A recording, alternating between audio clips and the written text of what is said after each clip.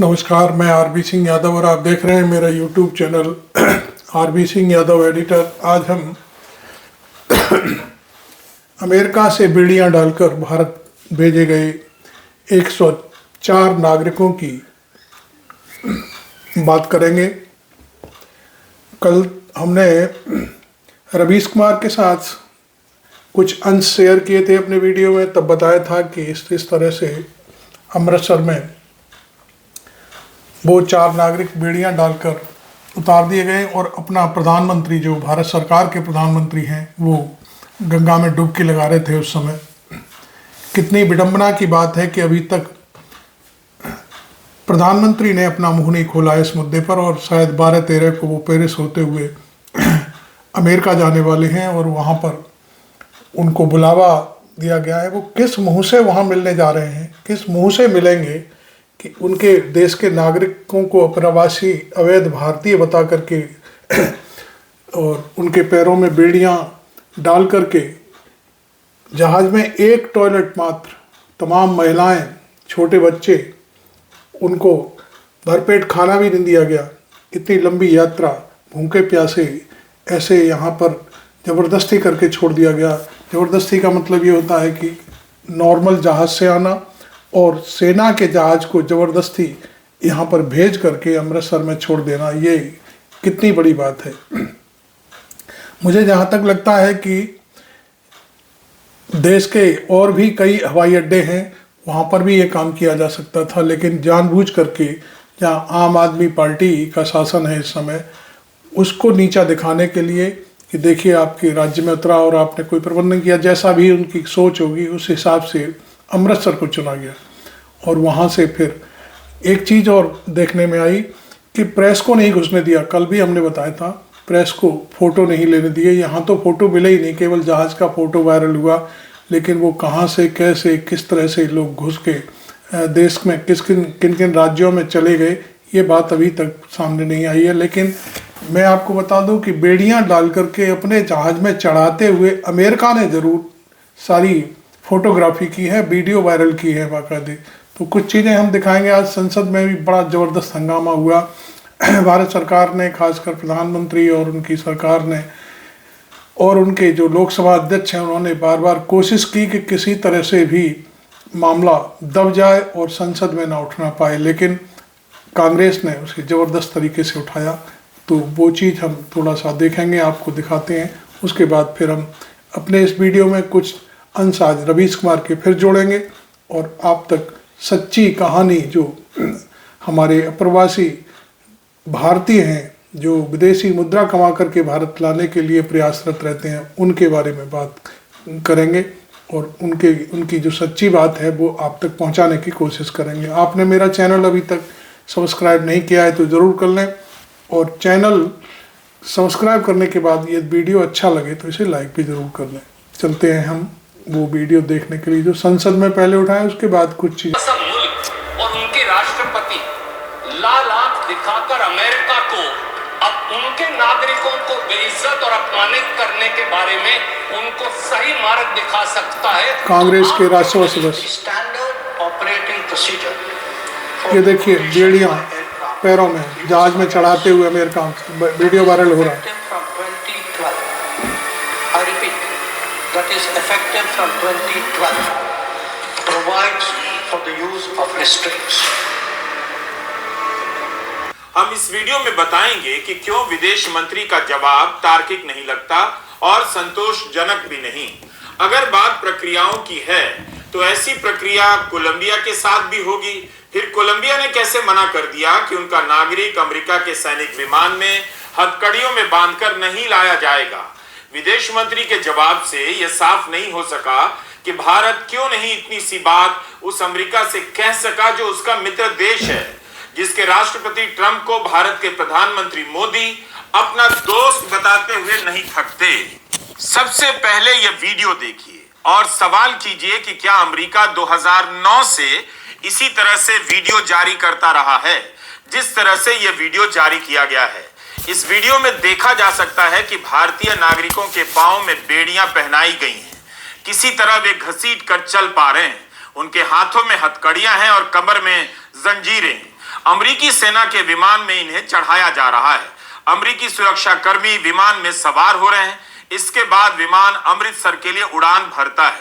America के border patrol के अध्यक्ष ने अपने ट्वीट में लिखा है कि अवैध एलियन को भारत भेजा जा रहा है।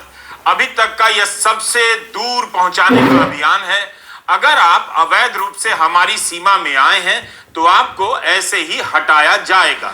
Sir, honorable members would be aware that the process of deportation is not a new one.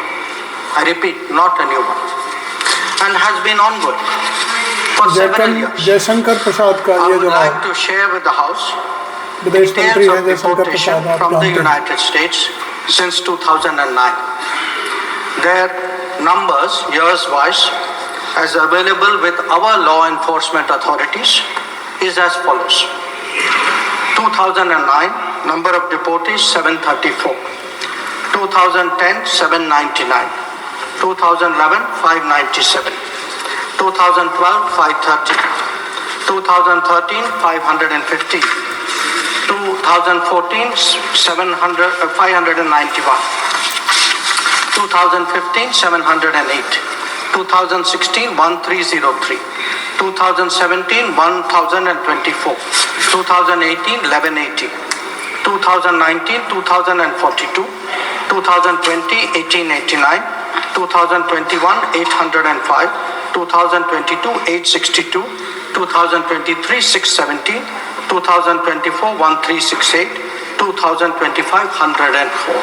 अफसोस कि विदेश मंत्री ने अपने लंबे चौड़े बयान में एक बार भी नहीं कहा कि हथकड़ियों और बेड़ियों में जकड़कर नहीं भेजना चाहिए था।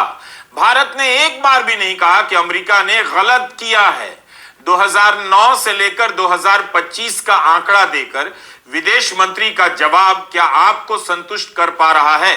यह सही है कि अमेरिका 13 साल से अपनी जमीन पर रहने वाले अवैध भारतीयों को वापस भेजता रहा है, लेकिन इस बार ट्रंप के आने से अवैध प्रवासियों का भेजना केवल सामान्य प्रक्रिया का हिस्सा नहीं है। I will declare a national emergency at our southern border. अगर इतनी ही सामान्य प्रक्रिया थी, 2009 से चली आ रही थी, तो विदेश मंत्री एस जयशंकर 20 जनवरी को ट्रंप की इस बात पर उठकर ताली बजा देते, मगर कुर्सी पर बैठे रह गए जब ट्रंप कहते हैं सीमाओं पर आपातकाल घोषित कर दिया गया है और अब अमेरिका में जो भी अवैध रूप से रहता हुआ पाया जाएगा उसे वापस उसके देश भेज दिया जाएगा। जाहिर है ट्रंप के इस ऐलान में इस बार कुछ अलग था। यह सामान्य प्रक्रिया के तहत दिया गया बयान नहीं था। ट्रंप अपने चुनाव में इन्हें अपराधी और एलियन कहते रहे। विदेश मंत्री ने 2009 का आंकड़ा देकर इस कतार में यूपीए सरकार को भी बिना कहे खड़ा कर दिया, लेकिन इससे मोदी सरकार के समय इस तरह से की जा रही वापसी को लेकर पूरा जवाब नहीं मिलता है। जैसे इसका जवाब नहीं मिलता कि क्या इसी तरह से यानी 2009 से भारतीयों को हथकड़ी पहनाकर, बेड़ी पहनाकर भारत भेजता रहा है। क्या इसी तरह से अमेरिका भारत भेजने के बाद वीडियो ट्वीट करता रहा है और भारत का नाम लेकर एलियन लिखता रहा है? अगर ऐसा होता तो विदेश मंत्री पहले का ऐसा उदाहरण वीडियो जरूर साझा कर देते। अवैध प्रवासियों को निकालने के ट्रंप के अभियान को यहीं तक सीमित नहीं किया जा सकता। देखना चाहिए कि इसके बदले में मेक्सिको, कोलंबिया, ग्वाटेमाला से ट्रंप और क्या कीमत वसूलना चाहते हैं। अब मैं आपको एक घटना यूपीए सरकार के दौरान की सुनाता हूँ। वैसे तो वो पब्लिक डोमेन में है, लेकिन फिर भी मैं आपको ये चीज़ बता देता हूँ कि एक महिला देवयानी करके थी जिनको अमेरिका में गिरफ्तार कर लिया गया था। वो अपनी कुछ मांग लेकर के प्रदर्शन कर रही थी, कुछ चीज़ें थी और उनको इस तरह से प्रताड़ित किया गया। तब मनमोहन सिंह सरकार ने एक्शन लिया था। उस एक्शन के बारे में मैं बार बार बताने की कोशिश करूंगा आपको। हमारे नरेंद्र मोदी और अमित शाह मनमोहन सिंह को हमेशा रेनकोट वाला पीएम कहते रहे, मोनी बाबा कहते रहे और महंगाई के नाम पर एम नहीं बोलने वाले कहते रहे, लेकिन उस समय भी मनमोहन सिंह ने कोई बयान नहीं दिया था। ये मैं आपको स्पेशली इस बात को मैं बता रहा हूँ। लेकिन उनका एक्शन देखिए, जब ये बात विदेश मंत्रालय के माध्यम से मनमोहन सिंह तक पहुंची कि कोई महिला है देवयानी, उनको गिरफ्तार कर लिया गया है और वहाँ पर अमेरिका की पुलिस उन्हें प्रताड़ित कर रही है, तब मनमोहन सिंह ने सीधे अपने जो नीचे का अधिकारियों का तबका है उसको आदेश दिया कि अमेरिका के जो यहाँ पर एम्बेसडर हैं उनको तत्काल साउथ ब्लॉक बुलाया जाए या नॉर्थ ब्लॉक में जहाँ उनका जो एक कार्रवाई होती है विदेश मंत्रालय के थ्रू। उसके बाद मैं आपको एक चीज़ और बता दूं, उनको खूब झाड़ा गया और उसके बाद उनकी सारी की सारी जो सुविधाएं इंडिया में अमेरिकन एम्बेसी को मिल रही थी, सारी की सारी सुविधाएं ख़त्म कर दी। सिक्योरिटी हटा ली गई उनकी एम्बेसी से। उन्हें जो मुफ्त में बहुत सारी जो शराब और बहुत सारी और चीज़ें मिलती हैं उन पर प्रतिबंध लगा दिया गया। और उस समय मोनी बाबा जो मरहूम हमारे प्रधानमंत्री थे मनमोहन सिंह जी, वो बोले तो कुछ नहीं, उन्होंने प्रेस को कोई बयान खुद जारी नहीं किया, न कहीं प्रेस को बुलाया, लेकिन उन्होंने एक्शन इतना तगड़ा लिया कि अमेरिका के विदेश मंत्री को उस समय की भारत सरकार से माफ़ी मांगनी पड़ी थी और बाइज्जत देवयानी को वहाँ से छोड़ा गया था। तो ये होती है एक 56 इंच के सीने की कहानी और एक बिना 56 इंच के सीने की कहानी जो आजकल चल रही है। कहते हैं कि मैं 56 इंच का सीना रखता हूँ और ये करता हूँ वो करता हूँ, कुछ भी नहीं करते। ऐसे ही होते तो 11 साल से लगातार बिना प्रेस कॉन्फ्रेंस किए राज कर रहे हैं। कोई भी सवाल छोटे से छोटा किसी भी तहसील स्तर का पत्रकार का जवाब भी शायद प्रधानमंत्री नरेंद्र मोदी के पास नहीं होगा। हाँ, ये ज़रूर है कि यदि कोई व्यक्ति उनके खिलाफत करने सामने आता है तो वो उसके खिलाफ एक्शन ज़रूर ले लेते हैं, गिरफ्तार करा देंगे, पुलिस को ईडी भेज देंगे, कहीं कुछ कर देंगे। ये तमाम इस तरह के उदाहरण हैं। तो मैं आपको बस यही बताने वाला था कि आज संसद में जो ज़बरदस्त हंगामा हुआ है वो भी मैं सोच रहा हूँ आपके सामने लाने की कोशिश करूँ कि आज संसद में आखिरकार हुआ क्या है। जिस जो वहाँ से जो हमारे प्रवासी भारतीय जो पुरुष बच्चे हैं, ख़ास तौर पर वो छोटे छोटे 25-30 साल के इस तरह के, चूँकि कमाने की उनकी ललक होती है और वो अपना सर्वस्व यहाँ निछावर करके विदेश जाने की कोशिश करते हैं।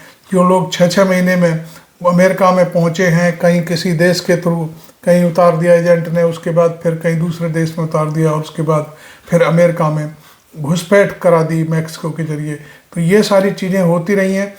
उन चीज़ों को मैं आपके सामने इसलिए लाना चाहता हूँ कि आज संसद में भी ये बात बहुत ज़बरदस्त तरीके से उठाई गई। मैं उसको आपके सामने लाने की कोशिश करूँगा। लेकिन क्या इस तरह से वीडियो जारी करता रहा है कि उन्हें बेड़ियां हथकड़ियां पहनाई गई हैं और वापस किया जा रहा है? बात केवल अवैध नागरिकों को वापस भेजने की नहीं है, इतना भी भोला बनने की जरूरत नहीं। मौजूदा विषय जो विदेश मंत्री जी ने उठाया, आज राजनीति से ऊपर उठकर भारत माँ का सीना 140 करोड़ भारतीयों का सीना छलनी है। सपने जमी पर, हाथ में हथकड़ी, पांव में जंजीर, स्वाभिमान जो है वो धूमिल होता हुआ। सर, 4 सिंपल क्लैरिफिकेशन माननीय विदेश मंत्री जी से हैं। पहली, रणदीप सुरजेवाला, क्या सरकार जानती है कि 5 फरवरी को 104 भारतीयों को हाथ में हथकड़ी और पांव में जंजीरें लगाकर, जहां 19 महिलाएं भी शामिल थी, 40 घंटे की यात्रा जिसमें एक टॉयलेट, इस अमानवीय तरीके से उनको जबरन भारत भेजा गया और सरकार चुप्पी साधे रही? क्या सरकार जानती है कि 7,25,000 ऐसे भारतीय हैं जिनको अमेरिका इसी प्रकार से वहां से निकालने की तैयारी कर रहा है? क्या यह व्यवहार एक आतंकवादी या उग्रवादी का व्यवहार है भारतीयों से, या एक मानवीय व्यवहार है? इस पर क्या सरकार टिप्पणी करेगी? दूसरी क्लैरिफिकेशन, सर, कितने हजार और भारतीय हैं, हमने वो तो देखे जो हथकड़ी और जंजीरों में बनकर आए, हमारे भाई बहन और बच्चे, पर कितने हजार ऐसे भारतीय हैं 7,25,000 में से जिन्हें अमेरिका ने डिटेंशन सेंटर में इसी अमानवीय तरीके से बंद कर रखा है, और उनके क्या हालात हैं और क्या उनको आपने काउंसलर एक्सेस दिया है? भारत के नागरिकों को पहले से भेजा जाता रहा है। विदेश मंत्री ने संख्या बताकर, साल बताकर साबित कर दिया, लेकिन यह साबित नहीं कर पाए कि हथकड़ी और बेड़ी में बांधकर पहले से भेजा जाता रहा है। अगर यह इतनी ही सामान्य प्रक्रिया है, दोनों देशों के बीच समझदारी से हो रही है, दुनिया भर में मान्य प्रक्रिया है, तो वो नहीं बता पाए विदेश मंत्री कि फिर कोलंबिया ने कैसे मना कर दिया, ब्राजील ने कैसे आपत्ति दर्ज की, मेक्सिको ने कैसे लैंड करने की अनुमति देने से इनकार कर दिया। मेक्सिको के मना करने के बाद अमेरिका अभी तक मेक्सिको के नागरिकों को वापस नहीं भेज पाया है। The standard operating procedure for deportation by aircraft used by ICE that is effective from 2012. I repeat, that is effective from 2012 provides for the use of restraints. However, we have been informed by ICE that women and children are not restrained. Further, the needs of deportees, including during transit, related to food and other necessities, including possible medical emergencies, are attended to. During toilet breaks, deportees are temporarily unrestrained if needed in that regard. This is applicable to chartered civilian aircraft as well as military aircraft. There has been no change, I repeat, no change from past procedure for the flight undertaken by the US on 5 February 2025. विदेश मंत्री के बयान के हिसाब से देखा जाए तो मोदी काल में अब तक अमेरिका ने 12,442 भारतीय वापस भेजे हैं। इससे यही पता चलता है कि 2014 के बाद से वापस भेजने वालों की संख्या बढ़ती जा रही है, और तब सवाल उठता है कि भारत ने अपने स्तर पर इन 10 वर्षों में अवैध माइग्रेशन के नेटवर्क को ध्वस्त करने के लिए क्या किया? क्यों नहीं ध्वस्त किया जा सका? आप चालाकी से बाइडेन और ट्रंप के समय भेजे जाने वालों को एक ही टोकरी में, एक ही कैटेगरी में नहीं डाल सकते। दोनों के समय नागरिकों के भेजने का राजनीतिक अर्थ और परिदृश्य, संदर्भ, माहौल बिल्कुल अलग है। ट्रंप इस बार खुलकर कई देशों को अपमानित कर रहे हैं। विदेश मंत्री एस जयशंकर को बताना चाहिए कि भारतीयों को इस तरह से भेजना कैसे उन देशों के साथ किए जा रहे अपमान से अलग है। प्रधानमंत्री मोदी के विदेश मंत्री का जवाब आपने सुना। कोलंबिया के राष्ट्रपति गुस्तावो पेट्रो के जवाब के बारे में हमने अपने पहले वीडियो में बताया था, एक बार फिर से बता रहा हूं। राष्ट्रपति गुस्तावो पेट्रो ने सार्वजनिक रूप से कहा, माइग्रेशन करना अवैध नहीं होता, वे अपने नागरिकों का स्वागत करेंगे। अमेरिका के विमान को उन्होंने रोक दिया, अपना विमान भेजा और नागरिकों को बुलाया। कोलंबिया के नागरिक जब अपने देश की धरती पर उतर रहे थे तो उनके हाथों में हथकड़ियां और पांव में बेड़ियां नहीं थीं, बल्कि तस्वीरें ली गईं और पूरे देश को दिखाई गईं। मगर भारत ने मोदी समर्थक दलील दे रहे हैं, आपने अमेरिका में अपराध किया है तो अमेरिका एक्शन लेगा। अच्छा हुआ कोलंबिया के राष्ट्रपति ने आईटी सेल और मोदी समर्थकों से नहीं पूछा क्या करना चाहिए, अपने विवेक से काम लिया। कोलंबिया और अमेरिका के बीच तनातनी चलती रहती है। अमेरिका कोलंबिया को अपना कस्बा समझ लेता है, लेकिन भारत के साथ उसके संबंध अच्छे रहे हैं। उसने भारत के साथ वही बर्ताव क्यों किया जो वह कोलंबिया के साथ करना चाहता था मगर नहीं कर सका? कोलंबिया बोल सकता है तो भारत क्यों नहीं बोल सकता? हमारी विदेश नीति में बोलना कब शामिल होगा? हर बड़े मौके पर चुप रहने की हमारी कौन सी विदेश नीति हो गई है जिसका केवल डंका ही बजता रहता है, बोलते हुए सुनाई नहीं देता? संसद के बाहर प्रदर्शन के दौरान आज विपक्ष के नेता अपने पोस्टर लेकर आए। इनके पोस्टरों पर लिखा है, humans not prisoners, united against inhumanity. हथकड़ियों में हिंदुस्तान नहीं सहेंगे ये अपमान। हर हिंदुस्तानी का स्वाभिमान यही, न्याय दो जंजीर नहीं। मोदी ट्रम्प शेम शेम के नारे लग रहे थे, मोदी ट्रम्प बाय बाय के नारे लग रहे थे। अखिलेश यादव ने कहा अमेरिका से भारतीयों को दासों की तरह बेड़ियों में जकड़कर भारत भेजा गया। क्या सपना दिखा रहे थे कि भारत विश्वगुरु बनने जा रहा है? इंडिया गठबंधन का देखिए मजबूत संगठन सामने आ गया। भीतर भी यह सवाल उठाया, विदेश मंत्री से जवाब की मांग की। राज्यसभा और लोकसभा की कार्रवाई स्थगित करनी पड़ी।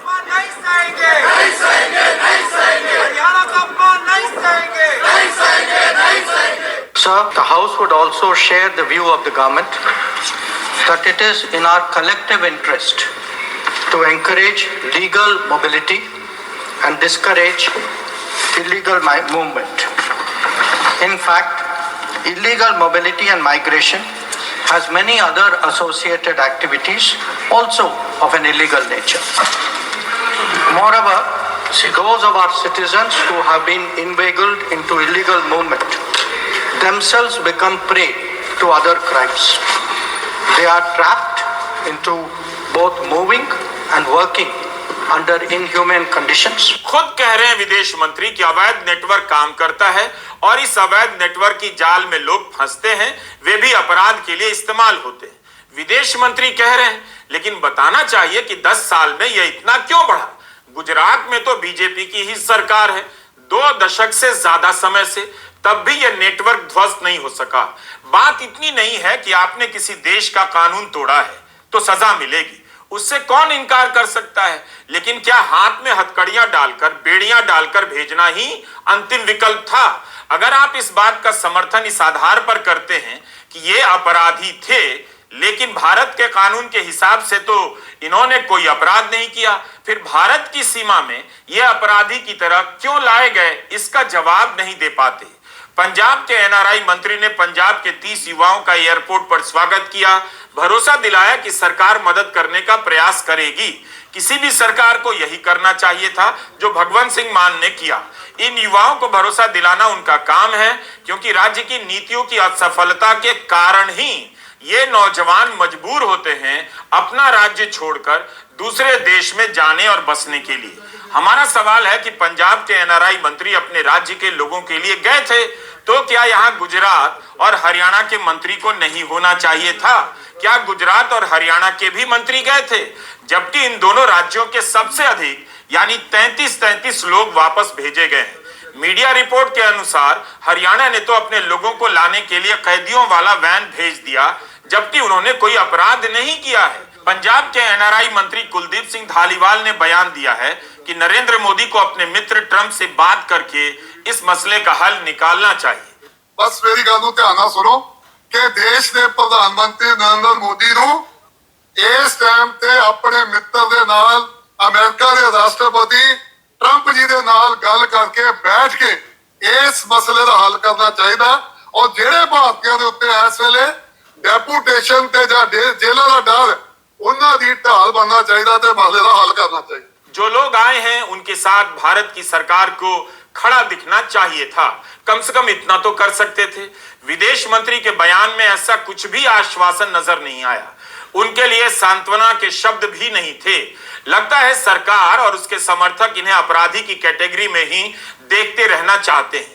अगली बार से भारत सरकार को एक काम करना चाहिए, जब प्रधानमंत्री मोदी के लिए भारतीयों को मोदी मोदी करने के लिए बुलाया जाए विदेश की धरती पर, तो चेक कर लिया जाए कि इनमें से कोई अवैध रूप से अमेरिका में तो नहीं रह रहा। अगर ये अमेरिका के अपराधी हैं तो इन्हें अपराध की दुनिया में किसने धकेला, सरकार को इसका जवाब अच्छी तरह से मालूम है। आपको इन तस्वीरों में कुछ गलत नहीं दिख रहा है, आपको नहीं दिख रहा कि बेड़ियों में घिसटते भारत के लोगों के साथ अमेरिका ने अच्छा नहीं किया, तो यह आपकी समस्या हो सकती है। रणनीतिक विषयों पर लिखने वाले ब्रह्मा चेलानी ने अपने ट्वीट में लिखा है कि मेक्सिको और कोलंबिया ने अमेरिकी सेना के विमानों को उतरने नहीं दिया, जिनमें उनके नागरिक हथकड़ियों में बिठाए गए थे। कोलंबिया ने अपना जहाज भेजकर मंगवाया, लेकिन भारत ने न सिर्फ स्वीकार किया बल्कि इसकी तारीफ करने लगा भारत कि अवैध माइग्रेशन को रोकने की दिशा में भारत और अमेरिका मजबूती से मिलकर काम कर रहे हैं। अगर भारत ने अमेरिकी सेना के विमान को स्वीकार ही किया तो कम से कम इतना तो कह सकता था, इन्हें हथकड़ियों और बेड़ियों में अपराधियों की तरह नहीं लाया जाए। एक और चीज समझने की है, विदेशों में आपदा और युद्ध के समय फंसे भारतीयों को लाने और उसकी राजनीति की कोशिश मोदी सरकार में पहली बार व्यापक रूप से की जाती है। वरना आज भी भारत के इतिहास का सबसे बड़ा रेस्क्यू ऑपरेशन 1990 का है। जब अमेरिका ने इराक पर हमला बोला था, तब इसी भारत ने 1,70,000 लोगों को वापस निकाला था। तब भारत के प्रधानमंत्री विश्वनाथ प्रताप सिंह थे। भारत माता की वेरी गुड। अपनी जय, अपने लिए तो जय बोल दो एक बार जोर से, अपने लिए ताली बजाओ जोर से। लेकिन मोदी सरकार के समय भारतीयों की वापसी को इवेंट में बदल दिया गया। हिंदी चैनलों और हिंदी अखबारों के जरिए गांव कस्बों के लोगों को बताया गया, यही विदेश नीति होती है। पहले की सरकार सोती थी, मोदी की सरकार प्रतापी है। अपने लोगों को इस तरह से कभी निकाल कर नहीं लाया गया। मोदी सरकार अपने मंत्रियों को भेजने लगी, मंत्री इसका वीडियो बनाकर प्रचार करने लगे और इसका लाभ मोदी सरकार को भी मिला। आज भी मोदी सरकार को इस बात का श्रेय मिलता है कि विदेशों में भारतीयों का नाम ऊंचा हुआ है। इसके पीछे खूब सारा प्रोपेगेंडा किया गया, बहुत कुछ झूठ भी, लेकिन लोग मानते हैं कि विदेशों में नाम हुआ है। जब आप खुद से वापसी का प्रचार करने लगे थे, तो उसी संदर्भ में अमेरिका से भेजे गए भारतीयों की वापसी केवल सामान्य प्रक्रिया का हिस्सा नहीं रह जाती है। आप केवल 2009 से 2025 के आंकड़े गिनाकर नहीं बच सकते। आपका जवाब आंकड़ों के हिसाब से सही है, लेकिन आपकी ही राजनीति और प्रोपेगेंडा के सामने यह जवाब हल्का लगता है। यूक्रेन युद्ध के समय जब मेडिकल के छात्रों को लाया गया, तब तो नहीं कहा गया कि मेडिकल पढ़ने के लिए भारत से बाहर क्यों गए। जब गए तो सरकार क्यों वापस लाए। कैसी भी सिचुएशन हो, मोदी जी हमें घर ले आएंगे, वॉर रुकवा दी पापा। और फिर हमारी यूक्रेन युद्ध के समय विदेश नीति का डंका बजवाया जा रहा था।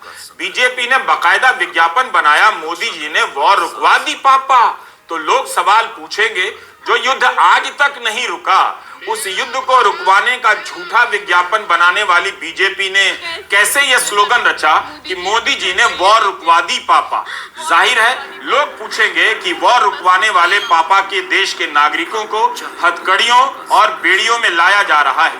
क्या शर्म नहीं आती इस तरह की तस्वीर पर। इस बार अमेरिका का कानून तोड़ा है तो कार्रवाई होगी, लेकिन यही लोग तब चुप रह गए जब राहुल गांधी हरियाणा के चुनाव में इसकी चर्चा कर रहे थे कि मोदी सरकार की असफल नीतियों के कारण, गलत औद्योगिक नीतियों के कारण युवा डंकी रूट से अमेरिका में अवैध नागरिक बनने के लिए मजबूर हैं, उनकी हालत खराब है। तब किस विदेश मंत्री ने बयान दिया और किसने इसे शर्म के रूप में स्वीकार किया कि राहुल गांधी जो कह रहे हैं सही है, सरकार को कुछ करना चाहिए। हरियाणा में अगर युवा रोजगार चाहे नहीं पा सकता है, उसके लिए एक ही रास्ता है, अमेरिका। उधर नरेंद्र मोदी जी के दोस्त ट्रंप साहब, वो भी रास्ता बंद करने की कोशिश कर रहे हैं। मोदी जी गले लगते हैं उनसे, और उनका भाषण सुनोगे तो कहते हैं मैं किसी को अमेरिका में अंदर नहीं आने दूंगा। मतलब हरियाणा के लोग यहां से जान बचाकर जा रहे हैं, और वहां नरेंद्र मोदी का दोस्त कह रहा है, जिससे वो गले लगते हैं, कह रहा मैं इनको अंदर आने नहीं दूंगा। ठीक है, मोदी की विदेश नीति की सफलता के फर्जी किस्से गढ़ने वालों को भी समझ नहीं आ रहा कि इस पर क्या कहें। केवल भेजा नहीं है, बल्कि अवैध एलियन कहकर भेजा है। भारत के लोगों को अमेरिका इस नाम से पुकार रहा है। दुनिया में विश्व गुरु बनने की चाह रखने वाले भारत के प्रधानमंत्री, आरएसएस, बीजेपी का तंत्र इस शर्मनाक दृश्य पर चुप है, किसी से बोला नहीं जा रहा है। यही वो वीडियो था जो भारत के पत्रकारों को हाथ ना लगे इसकी पूरी कोशिश की गई। और सरकार की बात होती तो एक एक आदमी का इंटरव्यू होता और गोदी चैनलों पर घंटों बहस होती। भारत के अमृतसर के इंटरनेशनल एयरपोर्ट पर जब विमान उतरा तो उतरने का कोई वीडियो भारत में नहीं है, लेकिन इन्हें अमेरिका के विमान में चढ़ाए जाने का आधिकारिक वीडियो जारी हुआ। एक देश चुप है अपने नागरिकों को लेकर, एक देश बाकायदा वीडियो जारी कर बता रहा है कि देखो ऐसे भेज दिया। 15-16 घंटे की फ्लाइट की यात्रा बहुत मुश्किल होती है, कमर अकड़ जाती है, शरीर जकड़ जाता है, लेकिन हाथों में हथकड़ियां डालकर, पांव में बेड़ियां पहनाकर जिन्हें लाया गया वही जानते हैं उन पर क्या बीती है। गुरदासपुर के जसपाल सिंह ने कहा 24 जनवरी को उनकी गिरफ्तारी हुई, तब से लेकर अमृतसर एयरपोर्ट पर उनके उतरने तक हथकड़ी नहीं खोली गई। कई दिन से लोग इस तरह हथकड़ियों में बंधे रहे। इंडियन एक्सप्रेस से होशियारपुर के हरविंदर सिंह ने कहा है 40 घंटे तक वे इसी हालत में रहे, पैरों में बेड़ियां थीं और अपनी सीट से 1 इंच भी हिलने नहीं दिया गया। बहुत विनती करने पर खुद को घसीट कर टॉयलेट तक जाने की अनुमति मिली। क्रू दरवाजा खोल देता था, फिर हम अंदर जाते थे। हम 40 घंटे तक ठीक से कुछ खा भी नहीं पाए। उन्होंने कहा कि हथकड़ी पहने हुए ही खाना खाओ। हमने बहुत विनती की कि कुछ मिनटों के लिए ही हमारे हाथ पांव खोल दो, पर नहीं खोले। एक क्रू मेंबर ने हम पर दया खाई और कुछ फल दिए। हम सिर्फ शारीरिक रूप से ही दर्द में नहीं थे, मानसिक तौर पर यह यात्रा बहुत तनावपूर्ण थी। इस यात्री का विवरण और राज्यसभा में विदेश मंत्री का जवाब, दोनों में आपको अंतर नजर आएगा। We have been informed by ICE that women and children are not restrained. Further, the needs of deportees, including during transit, related to food and other necessities, including possible medical emergencies, are attended to. During toilet breaks, deportees are temporarily unrestrained if needed in that regard. सारे बयान पंजाब से हमने आपको सुना है। गुजरात के लोग किस हाल में आए कुछ पता नहीं। यूपी के भी 2 लोग हैं और महाराष्ट्र के भी। सबको पता था कि भारत को यह दिन देखना पड़ेगा। अमेरिका में 7.25 लाख भारतीय बिना पूर्ण दस्तावेज के रह रहे हैं। यह तो सरकार का ही बयान है, तो भारत ने यह नौबत क्यों आने दी? आज बड़ी चिंता हो रही है, कानून तोड़ेंगे तो उसके हिसाब से कार्रवाई होगी। लेकिन 7.25 लाख लोग बिना दस्तावेजों के कैसे अमेरिका चले गए, उनका पता लगाने में भारत का दूतावास क्या कर रहा है? यह बात भी सही नहीं कि जिन्हें वापस भेजा गया है उनकी सूची बाइडेन के समय तैयार हो गई थी।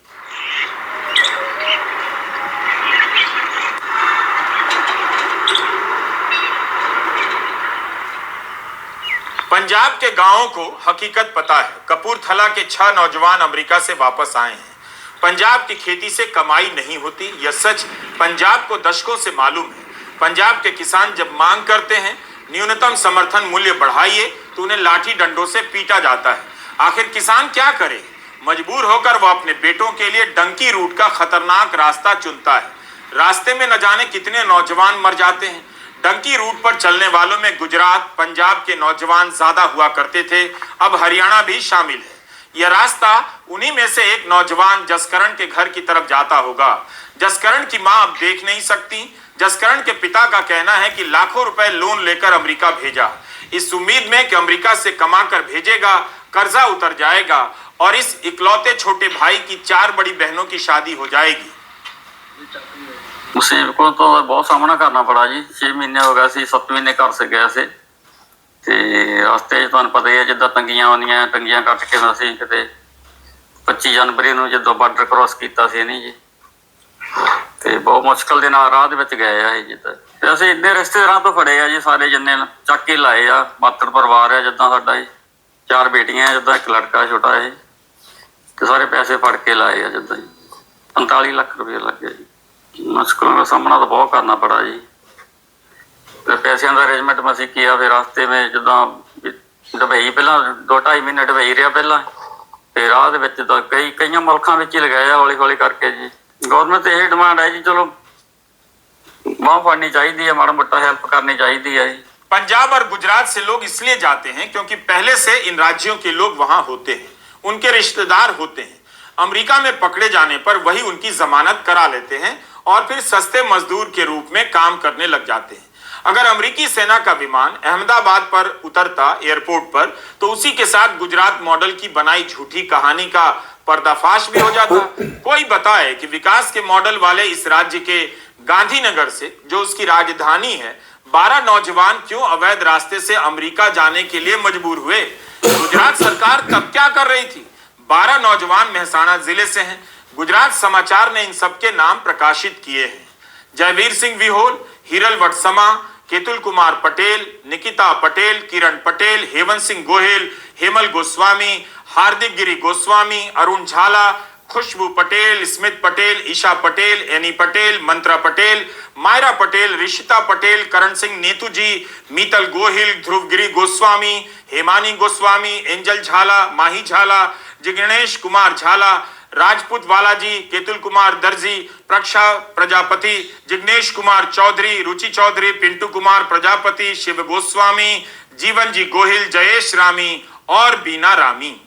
अगर भारत और अमेरिका के बीच निर्वासन डिपोर्टेशन की प्रक्रिया पहले से चली आ रही है, उसमें कोई शर्म की बात नहीं, तो विदेश मंत्री को बताना चाहिए कि गुजरात के 33 लोगों को लाने के लिए क्या गुजरात का कोई मंत्री गया था, क्या नहीं जाना चाहिए था। आप किसी भी तरह से देखिए, भारतीयों के भेजे जाने की यह तस्वीर शर्मनाक है। डॉलर की राजनीति का जो हाल हुआ, वही हाल अवैध नागरिकों की वापसी का हो रहा। की बार ट्रंप सरकार। तो आप सोचिए 40 घंटों तक हाथ बांधकर और पैर बांधकर ऐसे बदतरीन मुजरिमों की तरह ले जाया गया मेरे देश के नागरिकों को।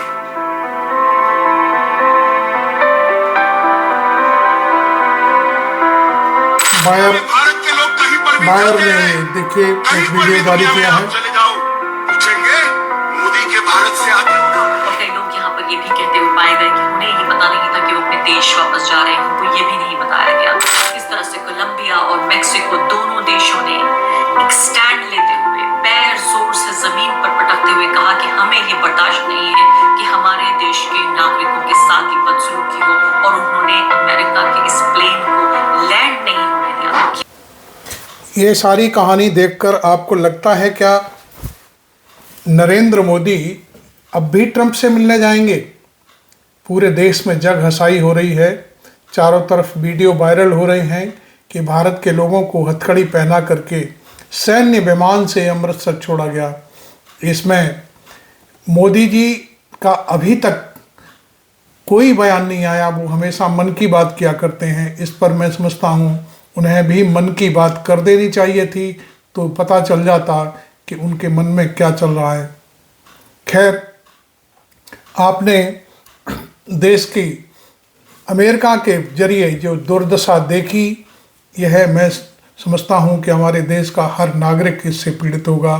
सोचता होगा कि जो डंका बज रहा है विदेशों में, उस डंके का ढोल कैसे फट गया, कहाँ से फट गया, कौन है इस डंके का ढोल फाड़ने वाला, ये सारी चीज़ें।